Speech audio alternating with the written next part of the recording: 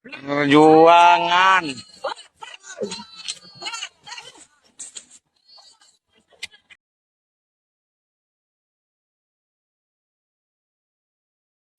Viral diduga mobil Google Maps terperosok di kebun tebu. Mobil dengan merek Honda jenis HR-V warna hitam itu diduga tersesat. Mobil tersebut pun diduga milik Google Maps.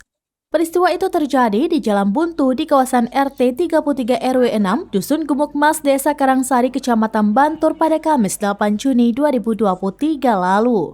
Dalam video berdurasi 25 detik itu, tampak beberapa pria bergotong royong menarik mobil tersebut dari jalan tanah yang curam di area lahan tebu. Salah satu warga setempat, Rakimun berusia 63 tahun, membenarkan kejadian itu. Ia menyebut mobil itu dikemudikan oleh 2 orang dan tersesat karena mengikuti navigasi Google Maps.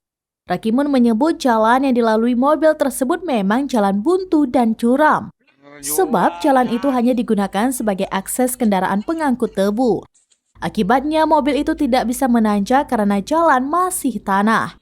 Alhasil warga setempat turut membantu menarik mobil yang diduga milik Google Maps tersebut kembali ke jalan utama.